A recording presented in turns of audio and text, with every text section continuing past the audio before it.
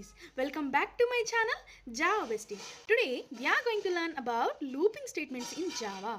అసలు జావాలో looping statements ఎందుకు వచ్చాయంటే నార్మల్గా ఇప్పుడు ఏదైనా ఒక నేమ్ని ఒక 10 to 20 times 30 times 40 and so on n times print చేయాలంటే ప్రతిసారి ప్రింట్ స్టేట్మెంట్ రాయాలి. అది గుడ్ ప్రాక్టీస్ అసలు కాదు.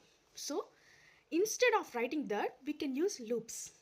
Looping statements are used when we want to execute a block of code multiple times.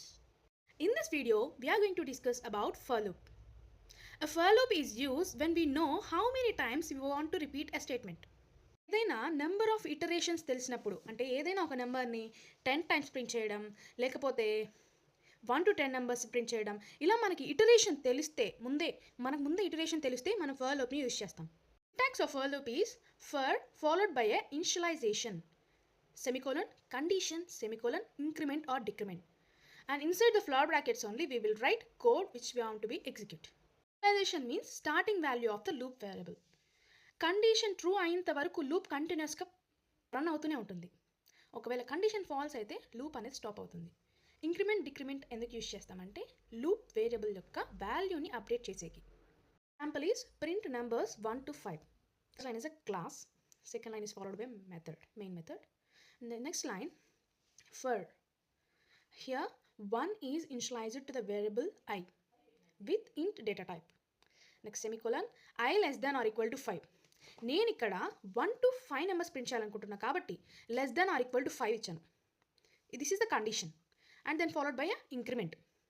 ఒకసారి ప్రింట్ అయిన తర్వాత మళ్ళీ ఇప్పుడు ఫస్ట్ ఎగ్జిక్యూషన్లో 1 ప్రింట్ అవుతుంది.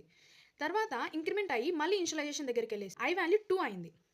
2 is less than or equal to 5 condition true. So execute అవుతుంది, అవుట్పుట్ 2 వస్తుంది. అండ్ మళ్ళీ అగైన్ ఇంక్రిమెంట్ అయ్యి ఇనిషియలైజేషన్ ఇప్పుడు I value 3 less than or equal to 5 so execute అవుతుంది. అండ్ అగైన్ లాస్ట్ ఇప్పుడు 5 కూడా ప్రింట్ అయిపోయింది అనుకుందాం. నెక్స్ట్ 6 తీసుకుందాం. అంటే 5 ప్రింట్ అయిన తర్వాత ఇంక్రిమెంట్ అయ్యి 6 వాల్యూ ఇప్పుడు 6 అయింది. 6 less than or equal to 5 true ఆ ఫాల్సా? ఫాల్స్ కదా. సో ఎగ్జిక్యూట్ అవ్వదు, 5 వరకే ఎగ్జిక్యూట్ అవుతుంది. కండిషన్ ట్రూ అయితేనే ఎగ్జిక్యూట్ అవుతుంది, కండిషన్ ఫాల్స్ అయితే అసలు ఎగ్జిక్యూట్ అవ్వదు. ఈరోజు మనం ఫర్ లూప్ గురించి తెలుసుకుందాం. నెక్స్ట్ వీడియోలో వైల్ లూప్ గురించి కూడా తెలుసుకుందాం. Thank you. Do like, share and follow to Java bestie. మళ్ళీ రేపు కలుద్దాం. Until then bye bye.